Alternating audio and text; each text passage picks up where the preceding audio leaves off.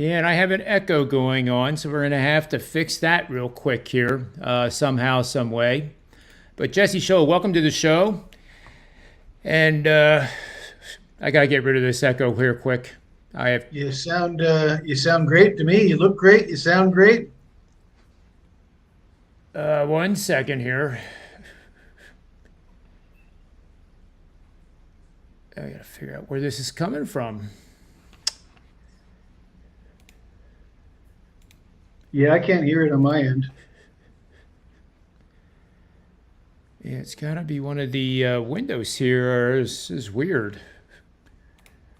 Well, I'll just shut this one down. There, that got rid of it. So we're Perfect. back to Manny's Irish Pub, Jesse. I'm pleased to say that we're going to do this on a regular basis, and we're going to do it at least on Fridays. I think when golf season starts, we're going to have it on Wednesday. And I may be doing it by myself, or we'll have to bring on Nick Borman. We'll have to reach out to him again and get him acclimated with the new format and stuff. But, it's a good way to end Friday. And it's a culmination of everything that we've talked about, everything we've talked about with, and all the knowledge we've accumulated. Hopefully it's knowledge. I'd like to think it's wisdom, but, you talk to others and you learn and you accumulate. And, I love the word eclecticize. I always told my baseball players that you're going to play for a guy you don't like, but he's going to have something good to tell you somewhere along the line. And you need to keep your ears open and your mouth shut. And, that's what eclecticism is all about, right? I wouldn't But know, Jesse, John. I don't use words like eclecticism very often. In fact, I was on a show with Joey D there the other day, and I used the word stylistically, and he was making fun of me for that. But I looked it up, well, and stylistically is a real word. that's good. I like that word. Yeah, it's like I mean, it's quite physicality. it's quite applicable when you're looking at contrasting styles and matchups. I mean, you know, It's true, and there's nobody that increases your English or your knowledge of the English language more than Tony Finn. When he sends you a comment, it's a brief and it's eloquently written. I mean, he's a statesman, and it is quite impressive how he writes. And I think sometimes that goes largely unnoticed. Like he's just got a knack, like he's got a gift. So I wanted to start out with who you think the Final Four are going to be, because you know how much I think of these polls now. I mean, you can't have Ohio State and Michigan in the top four because they got to play each other. You can't have Tennessee or Georgia and Alabama or any of those SEC teams in the Final Four because they'll have to play each other. And out west, there is that possibility, I guess, USC could upend what is going on with Oregon. Oregon would have to, fall over themselves to probably not win out. But then that Pac-12 championship game takes place, and the Big 12 is the mystery. Unfortunately, it's possible that no one from the Big 12 makes it, unless TCU takes care of business this week. But they find themselves as a 7.5-point underdog on the road at Austin, and I don't think that looks so good either. Who do you think the Final Four is going to be? well, there's two questions, John. Who do I think it should be, and then who do I think it's gonna be? Because it isn't always who I think it should be, right? So I true. think they're going to want to put one loss Big Ten and one loss SEC teams into the playoffs over one loss Big 12 champs and one loss Pac-12 champs. And I would lean towards I think conference champs with one loss should be in there. And so I guess Oregon is my first team that I would put in there, assuming they do win out. And I do think they're the best team in the Pac-12. I really don't think USC has the defense to stop Oregon in a shootout that it would probably be between the two teams. And then you got Michigan and Ohio State. Everybody likes Ohio State. I'm not sold on either of those, but I think whoever loses that matchup probably has a decent chance to sneak in there still as a one-loss Big Ten team. And then you've got so already we're at three, and then you got Georgia, and then there's Tennessee lingering around there, and it's going to be difficult, and you could even see a scenario where the committee takes a one-loss Michigan, a one-loss Tennessee, and screw the Big 12 and the Pac-12. Yeah. You gotta give a big shout out to Bo Nix though in that season he's having at Oregon. I mean that's something special going on there. After getting throttled by Georgia, I believe in week 1, right? If my memory is correct, it looked like that was going to be evidence that the Pac-12 had regressed even more. It was right on the news of USC and UCLA defecting to the Big Ten, and it just didn't look good. But how things have changed in the Pac-12. I personally think, the Ohio State game against Michigan is arguably a national championship game. I think if Ohio State wins that, they have control because they're probably gonna be. Well, I can't say they're gonna be number one because if Georgia wins out, they would be number one, obviously. But if they're number 2, they'll play number 3. Number 3 would be if Georgia wins out, then Georgia. Yeah, see, that's where you're right. It gets to be, Oregon or TCU or one-loss Tennessee. But then Ohio State would be number 1 if that's the case because Georgia would have a loss too. So it's very hard to figure it out which group is going to make it into the Final Four. I like the idea of increasing it to 12, Jesse, but I think that's too many. Because I think once you get past number 6 this year, those teams at 7, 8, 9, 10, 11, 12 literally have to have miracles happen to beat a top-rated team. And granted, the top teams apparently get buys. And then you're not going to be playing 1 or 2.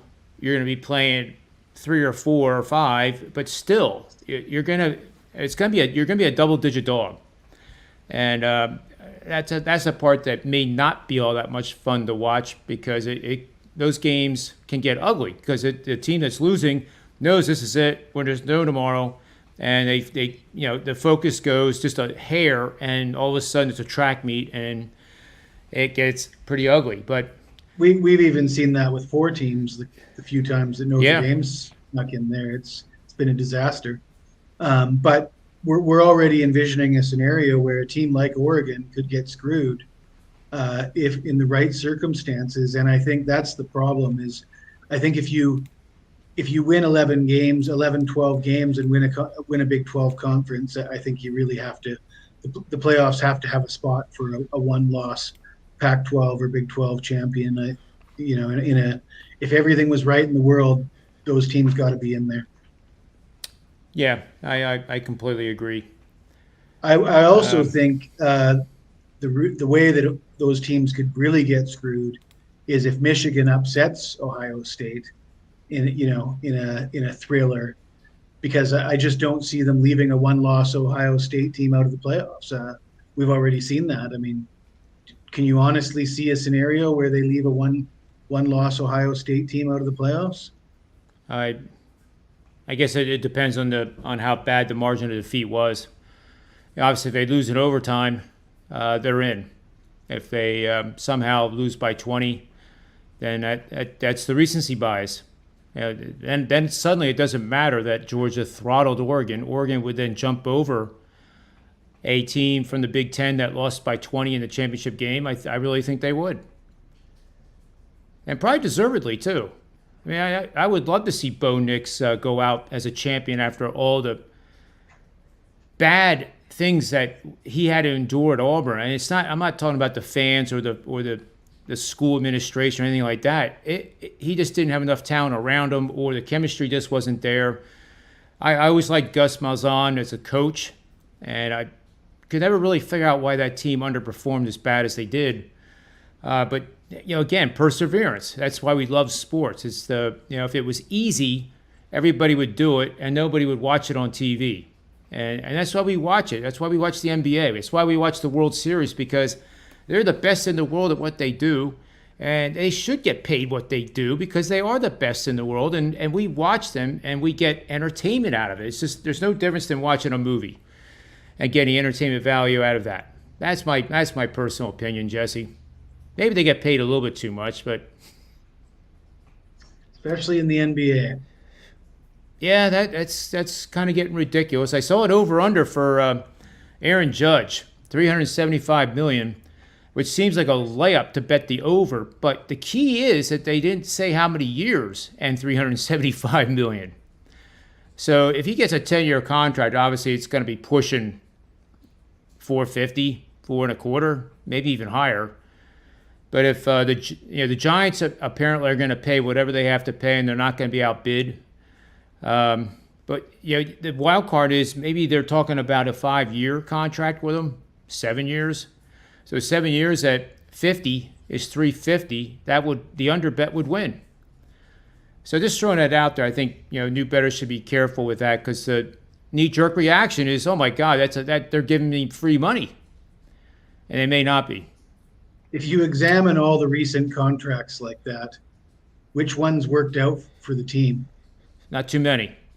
Not too many, no. Not too many. I mean, certainly not in wins and losses. Perhaps in ticket revenue and merchandise, maybe. But it's tough to see that being a money well spent. Really, $350 million on Aaron Judge for 7 years. And there's also talk that the Yankees are going to go back to their farm system instead of trying to buy the World Series, which they haven't won since 2009. Probably a smart move to do that because they have the assets in place to really develop one hell of a farm system.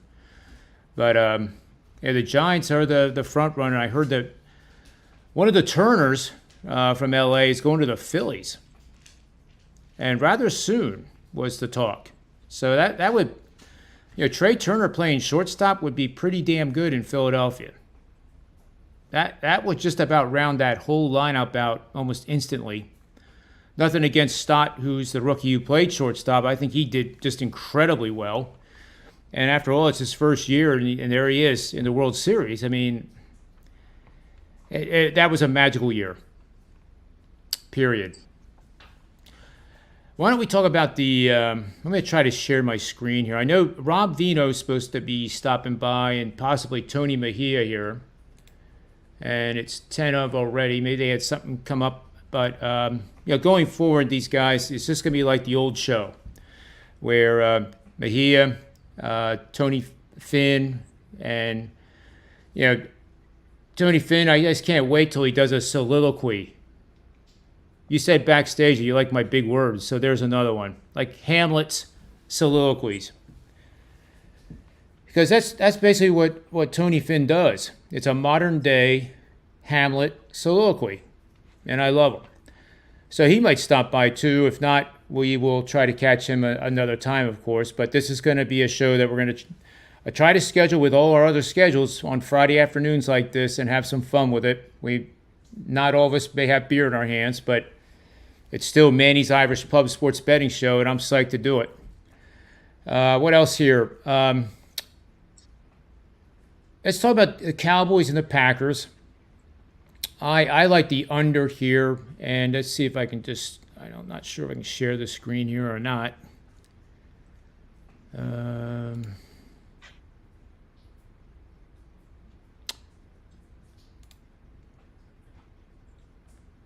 Yeah, I probably can't right now. But anyway, the system that supports the under here, and I think the under is the bet here because the Green Bay Packers are obviously reeling. And even LaFleur, you wouldn't call him yet a veteran championship type of coach. But any coach at any level from probably high school on, and even age group baseball, age group football, you focus on the defense. Defense keeps you in games. The Packers have played just absent-minded defense. I was trying to think of a word that I'm allowed to say on the platform, and it took me a second there to come up with one. But I think that is the theme here, and I'm going to bring Rob Veno on first here. Look at this. Oh, hello, fellas. Man, as they say, you are a sight for sore eyes. Man, how's everybody? Doing well. Good to see you again, Rob. Yeah, you too, Jesse. Traveling the world last time I saw you. Yeah, back in Asia. Happy to be traveling again now that the pandemic is officially over, or maybe unofficially, whatever you want to call it. Yeah, and then Rob, that hat, it looks like he bought it at Nordstrom's, doesn't it? It was very, very stylish. He paid $2 for it in Taiwan. In Malaysia, actually. Malaysia, $2. I should have given you a handful of singles. Could have picked up some stuff. Well, anyway, Rob, welcome to the show. It's great to see you again. Our Phillies, just fell short a little bit there. And I guess with Tony Mejia now joining us, I can say, Rob, in front of Tony Mejia, our Phillies. We can be homers. You are a homer, but that's great that you almost won. I mean, you almost won. When you say you were rooting for that team in June when it looked hopeless. So, props to you, my friend. How are you? I'm doing well. Doing well. Good to see you. Likewise. Yeah, remember that show we did? Jesse Schule was the one that talked me into not the divisional futures bet, but the NLCS for the Phillies to make it. We then added it later with the Phillies to actually win it, and I never got bold enough to do the World Series. But that was fun because I don't do too many futures bets, but that was one hell of a ride. And of course, Rob, you remember Chaz McCormick, right? Yeah, boy, he made some catch to. Oh my goodness! They're going to make him pay double around Philly now, right? For stuff instead of buying, he's got a free meal everywhere he goes. He's got to pay double. Well, I'll find out. But I would think he's from Westchester. I'm waiting to hear when he comes back and if they're going to do something special to salute him because I can't imagine Westchester, Pennsylvania has many world champions.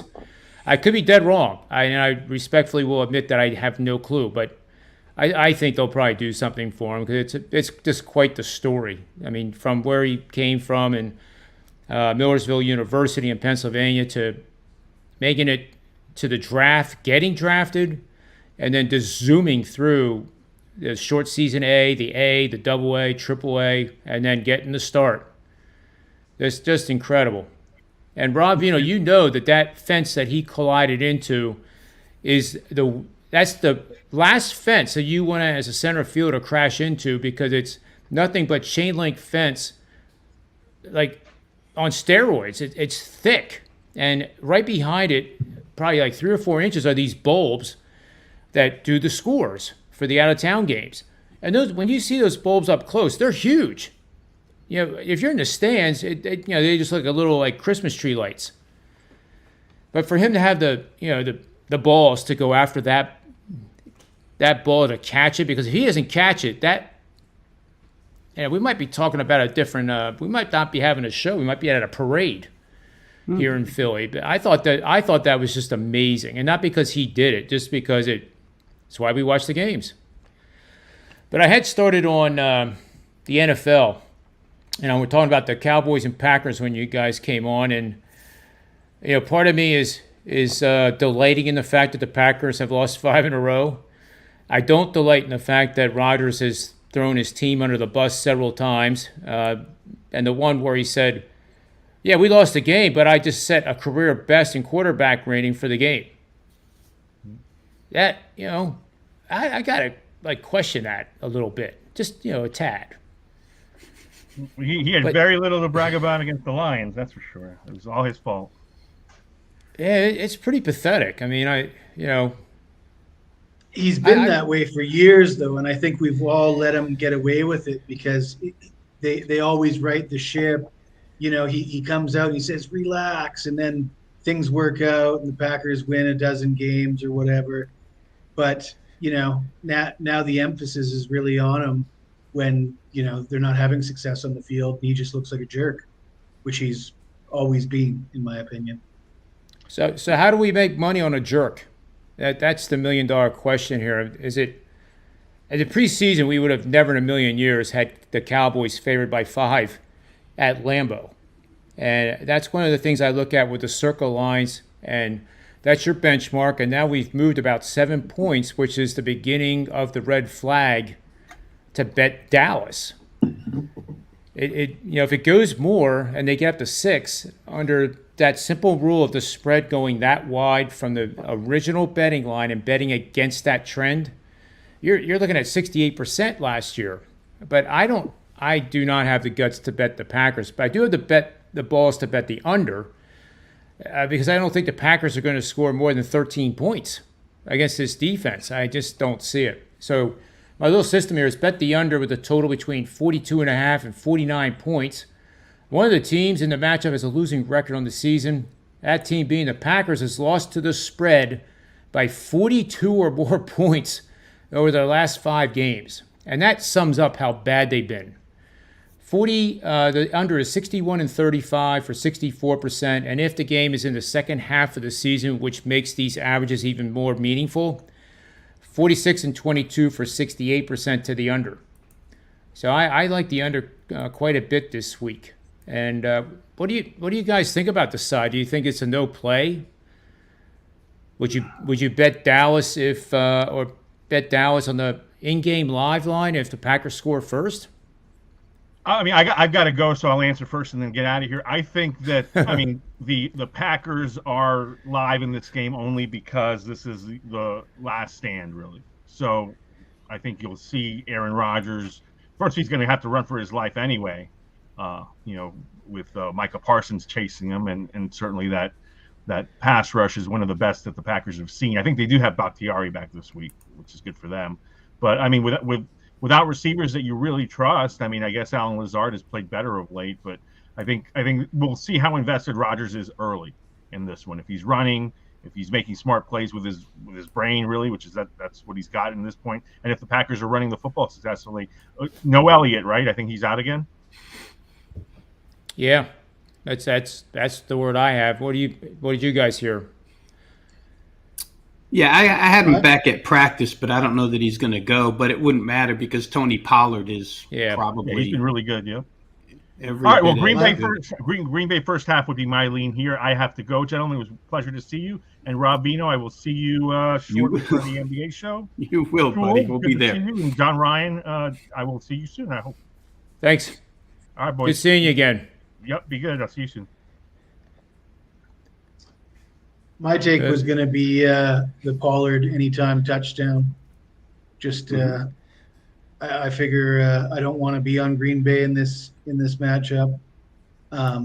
It's got all the signs of the team quitting on the quarterback, and but as you mentioned, you don't want to be on the wrong side of all that line movement. But you look at the Packers' last home game; they gave up 172 rushing yards and 2 rushing touchdowns to the New York Jets.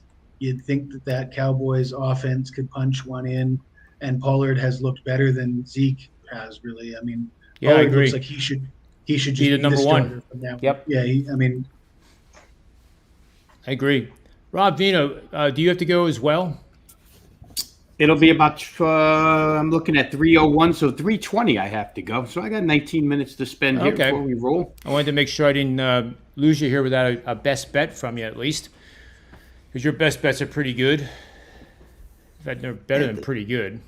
The Dallas stuff, I would worry playing Dallas because Chicago ran for over 200 on Dallas, as good as their defense is. The Bears, they gave up 49, but they ran all day long, and some of that has to do with Justin Fields. I get it. He's incorporated into that a little bit, but if the Packers choose to line up and run the football, Dallas didn't prove against the Bears that they could stop David Montgomery in that offensive line. So Green Bay could, I'm not in on the game plan, guys. I like to play a coach here on videos, but or a coordinator on videos, but I'm not there at practice knowing what they're doing.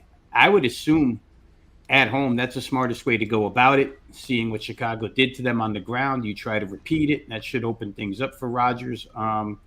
And give them a little bit more time to throw the football. So we'll see. Dallas is the better team, no question about it. But on the road, laying 4.5 in the NFL, it's a tricky proposition. You could be ahead 24-13 with 2 minutes left and give up that backdoor touchdown and lose. So crazy things happen every week in the NFL. Oh, it is, especially this year. It's not the zigzag system either. You have to pick the spot, and what has been very helpful to me is betting sentiment. And when it gets insane, and one of those games we can segue into this one, and it's so ironic that Tom Brady's going to Germany, where Giselle was born. It's sad. That whole thing is sad, and I think the longer he plays, I don't know. But at the same time, he's number 2 in the NFL in passing yards behind Mahomes only. And they have their whole defense back at full strength for the first time in God knows when. And that secondary is a lot better with those starters on the field than with not. And it's only 2.5, 3 points, and it seems like it's awful cheap because, in my humble opinion, Seattle's having a wonderful season, but they haven't played anybody. They beat the Giants. The Giants are a question mark now, too, because we don't really know. Are they really a 6-2 team? We don't know yet. But I think this is the game where the win streak starts for Tampa Bay. That touchdown drive that Brady orchestrated with 44 seconds left in the game to win it and may have saved the season. Those are the type of plays, I think you guys would agree, that can just ignite a locker room. And the guy's 45 years old and still doing it. Undefeated since the divorce. I'm gonna have to put that into database. Post-divorce, pre-divorce. That is kind of funny. But did you see Giselle got herself a new house? I did not see that. Well, she just bought a new house. You know where it is? Right beside Tom Brady's house. So she's still in the neighborhood. I think the breakup is just until he officially retires, and they'll probably end up getting back together after that for the kids. I agree with you. Now, I didn't know that they were side by side like that, but I heard bits and pieces from people saying that this is really not like they're, even if they are officially divorced legally, that they're not going anywhere. It's not like she's leaving him for somebody else, or there was a stupid Bennifer rumor got out back there. together, right? Who did? Bennifer. Oh yeah, yep. Yeah, so we'll have to see. But anyway, that doesn't really have anything to do with this game. I personally think the Bucks could win this easily by double digits coming off that drive. I mean, what else are you going to call it? Let's see what Rob Veno has to say about the Bucks versus Seattle Seahawks. Well, I don't know how to incorporate the TMZ aspect into it, but I will say this. The best thing that happened to Tampa was the Atlanta loss last night. I mean, Tampa, in my opinion, it's almost a buy low point on Tampa, and maybe not even because of the drive last week, because Tampa Bay's offense looked, I won't even use a foul word on our video here, but they looked miserable up until that drive. They did nothing right, couldn't run the ball. He was still running for his life. They weren't good offensively. However, the point made, John, by you about the defense being back, I think on defensive motivation alone, they could win by a field goal here against Seattle. And, the point about Seattle having played nobody, when we go and look up and down these schedules, 32 NFL teams, I could probably list 28 of them that haven't played anybody. It's harder to find a team that has played somebody. The knock against the Eagles and their undefeated record right now is, who have they played? Absolute garbage for 8 weeks, and they beat them all. But that seems to be the parity of the league and the week-to-week nature of the league. Tampa, surprisingly, through all its problems, by a half a game sits in first place right now. That result last night was wonderful for them, because now they can get a full game ahead in first place inside that division. Seattle, sort of carries a bullseye now, guys. It's cute when you're under the radar and nobody cares. You're the Seahawks. They walk in thinking they're going to walk out with a win, and all of a sudden you're 6-3 and you're on top of the NFC West. Now, during practice week, it's Seattle now. It's taken seriously at this point in time. So for Tampa to be motivated divisionally at this point in time, saying to themselves, man, we played horrible, and here we are sitting at 4-5 in first. For Tampa motivationally to have Seattle as the NFC West leader as their opponent here, I think helps them to have that entire defense back. Looking at Geno Smith, who if I want to talk about motivation right now, I don't know if he's 1, 2, or 3, but he's in the top 3 as far as NFL passer rating is concerned. So the defense has something to be motivated about. Let's go stop Geno Smith. Nobody else has. Let's go stop Kenneth Walker. He's the talk of the town running the football right now. There's a lot of motivational stuff.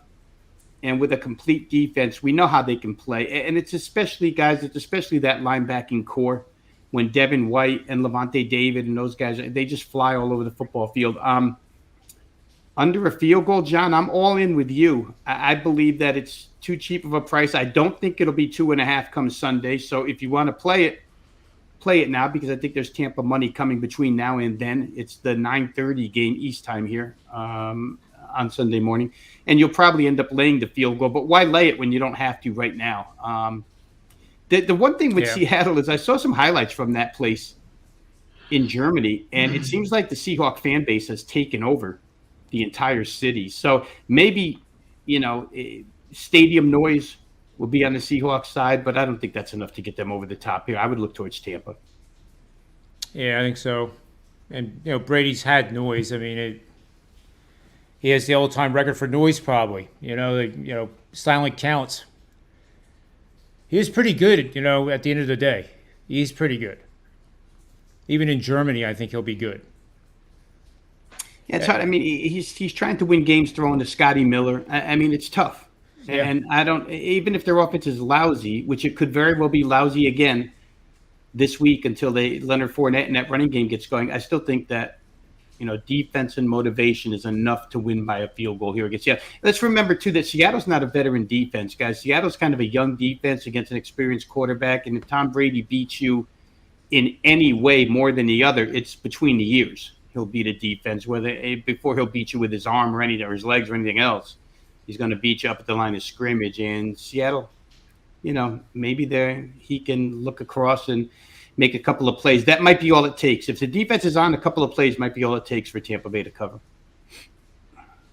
Yeah, I think a prop bet, nothing against Geno Smith, but I think a prop bet over interceptions thrown, because the regression part of this equation, and it's not a mock on him or the Seattle team. I just think it's an opportunity that if it's not Big Vig, that might be a pretty good prop bet there that might be underpriced. I think you're right, Rob. I think the Bucs are going to bring the load defensively now that they're all back on the field together. Jesse, are you with us or against us? I'm sold. I can't wait to get my bet in. Yeah, no, I'm sold. I mean, I was eyeing up the same thing that you guys are talking about. It looks like a great buy low spot. I was looking into Mike Evans, and it sounds like he's got at least a shot to play this week. So, Fournette's healthy. They're getting weapons back. Their defense is healthy. Right. Seattle's in a bubble bursting spot, if you want to call it that. So, situationally, it just makes tons of sense. And then you got a veteran like Brady traveling to Germany. You'd expect, I don't know about the rest of the team. I don't know what they're going to be doing, but at least Brady, I trust him to be prepared and not, going out and into a beer hall and, the moment being too big for him traveling to Europe. Whereas, some younger guys might not be able to concentrate to the same degree. And I think to that point, Jesse, that kind of describes both teams. Tampa Bay's made up of veteran players. Won a Super Bowl, all basically came back, right? All 22 came back last year to try and repeat. Most of those guys are still back again, minus a couple of offensive linemen who fled for free agency. So they're the more veteran team, maybe the more business-like team than Seattle, bunch of kids, first time in Germany. Pete Carroll's a pretty good head coach at motivation, but he's also a little loose. with his guys. He lets his guys enjoy themselves a little bit. And I don't know that will come into play, but it's certainly something to think of. I think the other thing here is that because Tampa Bay is an experienced team, if their miserable 4-5 record had played them out of this division race and out of the playoff race already, I think totally differently about this game. I think that's the type of team that you figure is looking for their golf clubs and fishing poles and let's get the heck out of here. But all of a sudden, they're a playoff team and, at 9 games in, looking like they could be a division winner again. So something's got to springboard this team. Maybe that's it. Yeah, I'm with you because they'd be the 3rd seed right now. That's, crazy. The other in college football before we'll just conclude here in 7 minutes because Rob has to go. We'll look forward to seeing Tony Finn the next time, I guess, with his, I'm going to call it the Tony Finn, quote unquote, Hamlet soliloquies. Because he sent me a brief last night that it will remain between him and me, but it was about politics and things that are in motion in the United States and the world, climate, the whole 9 yards. And I've never read anything better written in all my life. And I'm not being facetious. I am being dead serious. I looked at it and I read it and I was like, oh my God, man, this guy is a genius. Really, he's been on the show how many times, and I never realized he was a genius. But he is. I certainly didn't realize that either. Yeah, and he can say stuff like, when we talk politics, of course, he can. I avoid it like the plague because it always ends up, if you're talking to somebody that's myopic. Jesse likes it when I use big words on the shows, Rob. It means with the blinders on. You're not going to have a good, pleasant conversation because all they're going to do is say, well, you're an idiot for believing what you believe and, this, and the other thing. Whereas Tony presents it in a way that, this is my opinion, this is how I feel, and I feel pretty strongly about it, but I'm not going to condemn you if you're against me. And that was what was good. Be, right? Yeah, absolutely. I think writing runs in the family because his daughter is also a writer. So, yeah, Tony will trick you. Tony will trick you into believing that he's, not the brightest bulb in the shed. But, no, he's pretty sharp. And he enjoys writing. I mean, you can tell he does. Go to WagerTalk. Anybody watching this, you fly over there and read some of the stuff he puts together. My goodness gracious. It is amazing. And a lot of writers tend to be into, what do you call it? Alcohol and mind-altering substances. Oh, that's all show. Well, that may be the helpful. Well, that's what they say about writers, right? I mean, yeah. Hemingway and. Yeah, very well could be. Yeah. I got to sit down with him in Las Vegas for a little bit when I was out there, and I tell you, he's our buddy. We all love him, but he is quite the guy. There's no question about it. Yeah, I felt bad. We need Rob's playoff teams. Your 4 playoff teams, Rob. In the NFL? College football playoff. Oh. Well, Georgia obviously is going to be there, right? I think that Ohio State also will be there. Although, I don't know. They could lose to Michigan. We did the same thing. Michigan is tough. Wow, there's the case being made right now for 3 SECs, right? Should LSU go through to the championship game and win? Would it be 3 SECs, Tennessee, Georgia, and LSU? I do think Tennessee's going to make it, guys, even without playing in their conference championship game. I think they'll be there. So Georgia, Tennessee, both out of the East. Boy, if the West wins, let's hope that Georgia wins that so there's not 3 SECs. So I'll say them, Ohio State, and 4th team in. Wow. 4th team in, I'll say Oregon. How about that? Just to shake it up a little bit. Maybe Oregon gets in. That's pretty much what we had. That's what I gave, but I also gave the caveat that I could see them taking a 1-loss Ohio State if they lose to Michigan, and maybe even a 1-loss Michigan if they lose to Ohio State in the right circumstances over Oregon, which I think would be a crime, but I still think they'd do it too, especially if it was Ohio State. I think if Ohio State loses to Michigan, the committee is going to find a way to get them in there regardless. And they did lose to them last year. Michigan ran right through them last year. So it's not out of the realm of possibility. And to that point, Jesse, that scenario gives us 2 SECs against 2 Big Tens. That would be pretty cool.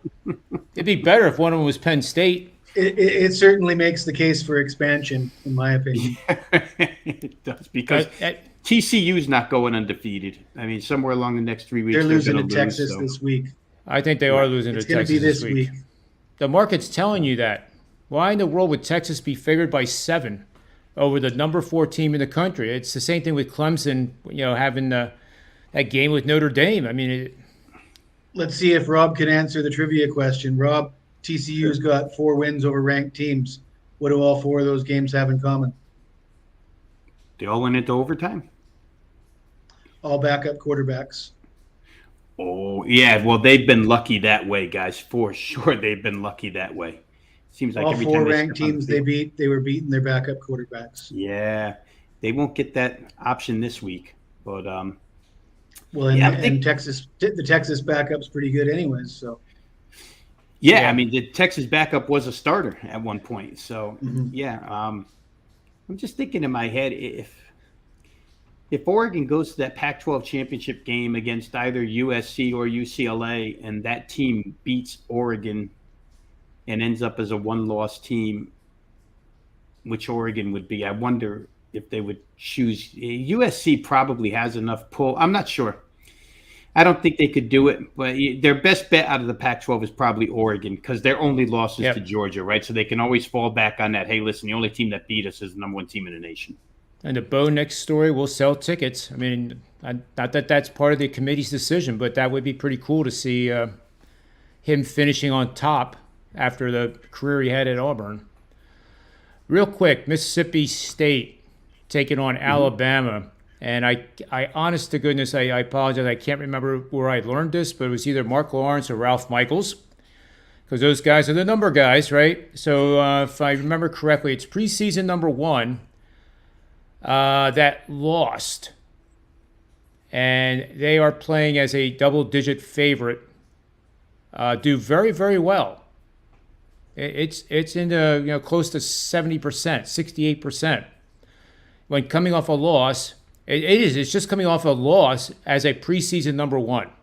Because preseason number 1s, that was their point, that they do pretty well being the preseason number 1 over the course of the season. In fact, I think it is 57 or 56% blind, just betting the preseason number 1 every single game. So I have an angle that supports the daylights out of Mississippi State, and possible situation where maybe Alabama just isn't who we thought they were for the first time since Saban's been there. Because I think Alabama could lose this game. But with all due respect to Ralph Michaels and Mark Lawrence, I mean, it's hard to go against those numbers that those guys provide too. So I wanted to know what you guys thought is the final part of our show. That would be back-to-back losses. I just think Alabama. Well, a lot of the pundits on all the shows are giving out this stat: Alabama 5-0 when coming off of a loss, or 5-0 against the spread when coming off a loss. I think that's irrelevant because we've never really seen them in the last 5 years coming off their second loss, which effectively should eliminate them from the college football playoffs. So that's a completely different scenario than coming off that one loss. So I don't think that trend makes any sense to lean on. You look at their performances on the road. We talked about the Texas game. They probably should have lost to Texas. They won by 1 point. There was that controversial targeting penalty in the end zone. Yeah. You guys remember that terrible call that they called targeting? Yes. When it should have been a safety. And that probably would have that could have pushed that scale enough for Texas to win that game. And then so really the only road game that they covered was against Arkansas. It was a 1-score game in the fourth quarter, and Alabama pulled away late. And yeah, I mean, Mississippi State, they have the tempo. They play fast enough that they could sort of do what Tennessee did, even though Mississippi. Yeah, Mississippi. I apologize. I'm the one that started that. Mississippi State's playing Georgia. Is Ole Miss. at first glance, it looks like Dart's not the right quarterback to upset Alabama because he's not that accurate. But they don't lean on him that much. He doesn't throw the ball a lot, and apparently he's got quite a high rating on throws over 20 yards, which those are the ones that you're going to need to hit to open up that Alabama defense. So I think that they can cause Alabama problems, and who knows? I mean, what's the quit factor going to be like for these Alabama players? I mean, I'm sure Saban is going to fire some coordinators. This is a 2-loss Alabama team. Yeah, it can't be very nice to be around that program right now because I'm sure Saban's not happy being a 2-loss team right now. It's only happened. That's the 4th time it's happened. It's amazing. So with that said, being a preseason number 1, Alabama's a different animal because they've been preseason number 1s for so many times.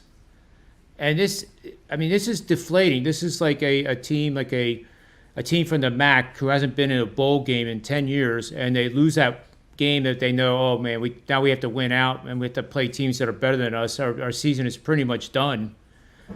I can't help but to think that Alabama, not that these games don't mean anything because they do, but the motivation is not there for a national championship, and I would just wonder whether this whole thing comes crumbling apart. What do you think, Rob? And then we'll sign off here.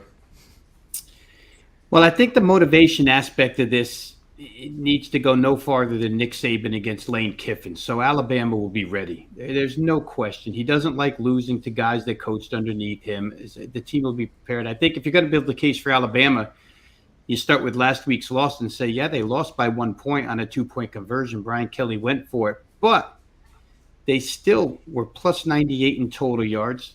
They still threw for 328. And on the in that game, they were plus 2.5 yards per play. That's a big number per play to be better than somebody. So they were the better team statistically than was LSU last week. But LSU did enough to go ahead and get 32 points on the board and win. I think that passing stuff comes into play here because Ole Miss's pass defense is, I'll call it wretched right now, but I'll just give you a few numbers here. 5 weeks in SEC play. Here's 4 of their results. Texas A&M, which can't throw the ball a lick, threw for 338 yards against Ole Miss, 64% completions. LSU, which really, up until Jaden Daniels started getting hot the last 3 weeks, wasn't throwing it well, but they completed 75% of their passes against Ole Miss. Vanderbilt, 99th in the country in passing, completed 71% of their passes against Ole Miss for 281 yards. And Kentucky, with Will Levis, who is not known as a good thrower, 75% completion. So Bryce Young probably shreds this defense. The question is, and here's where I'll go back to what Jesse was talking about with Texas. Steve Sarkisian coached there at Alabama, and his script at the beginning of that game, you talked about the targeting call, Jesse. I'll go even further and say that if Quinn Ewers, the quarterback for Texas, doesn't get hurt in the first half of that game, Texas wins because the play calling from Sarkisian offensively was amazing. He had Alabama on their heels that entire first half, lost his quarterback, and they had to, change midstream. Still came close. Then you get to Josh Heupel, another offensive, I'll call him elite offensive mind. Absolutely. He comes out with his script and absolutely runs Alabama off the field. Lane Kiffin's had a week of preparation to get ready for this. They didn't play last week, so he knows Alabama inside and out. And he's going to have a script ready to go here. And they lean more on a running game than does Mississippi State. So I think Ole Miss with that running back tandem, Zach Evans. I mean, TCU is 9-0 when they had Zach Evans. My goodness, now he's one of the top 2 rushers for Ole Miss. And Jackson Dart, it's funny because when he was at USC, he was a good thrower. But this system's a little bit different, and it hasn't really panned out yet. He's still a young quarterback, but he can complete passes. I think it's going to be a track meet, guys. 12 points probably looks like a lot. I mean, we like to talk from a point spread perspective, never mind straight up, unless people out there want to bet money line, and this would be a big money line if you're betting Ole Miss and cash. They've got a history of playing high-scoring games, these two, and Ole Miss has a history of giving them fits. So I could see taking the points. Total here is 64.5. I don't see why it doesn't get over. Like I say, Bryce Young should have a field day. I think Ole Miss will run, and Alabama's had trouble on the road. Let's face it. They've had a lot of trouble on the road. But Lane Kiffin, offensively, with his play calling, we know how creative he can be. They'll be ready. Yeah, the line implies like a 38-26 Alabama win. I mean, I got to believe that a little play maybe on the Mississippi total. I got to think that he's, like you said, Rob, he's going to be prepared, and they should score more than 26, you would think. And if they do, I mean, they're going to have to score more than 26 to win the game, I think. Right. Well, any final thoughts, you guys? Or I'd let Jesse sign off now on the shows. He's earned it. I guess my final thought is there's that aircraft carrier game going on today, Gonzaga, MSU, and the total opened in the 150s, and it's all the way down to like 142 right now. And a lot of people still think it's a good bet to go under. Apparently, Tom Izzo said that the ball was just sailing in the wind when they were practicing. I don't know if you guys know the history on aircraft carrier games, but somebody pulled it up on Twitter and said that the highest total ever on an aircraft carrier was 122. So I mean, I don't know. I guess if anybody's gonna score a ton of points, even on an aircraft carrier, it might be Gonzaga. But it'll be interesting to see if that one reaches the number, anyways. Last I checked, Michigan State has the physicality over these guys, don't they? So I mean, slam dunks and layups won't be affected by the wind. Just saying. I mean, if you're launching threes like the Sixers are doing and missing them all, then yeah, it's going to play down under 100, 140 for sure. It is pretty wild, though, to play a basketball game of that magnitude on an aircraft carrier. I told my son they were playing on an aircraft carrier. He didn't believe me. He thought I was making it up. Well, you're at that age now where, your children are much, they think they're much, much smarter than you, the parent. So when you say something like that, they will think, and I've been through it, they'll think that you're the dumbest guy on the face of the earth. But it comes around, and then all of a sudden they realize that they weren't so smart in the first place, and Dad does know a thing or two. But anyway, Rob, I know you have to get going. This was great catching up with you. Any final thoughts? Yeah, I'll try and catch up with you guys quick. In fact, the station is buzzing my phone behind me, so I'm going to go do this segment. And thanks for having me on, John, and we'll get together next Friday. I'll let you know. You got Jesse, good to see you again, buddy. You guys have a good weekend. You too. Good to see you, man. Thanks. All right, so you want to take us out? All right. Everybody out there, bet with your head and not over it, and may all the wins be yours. Well done.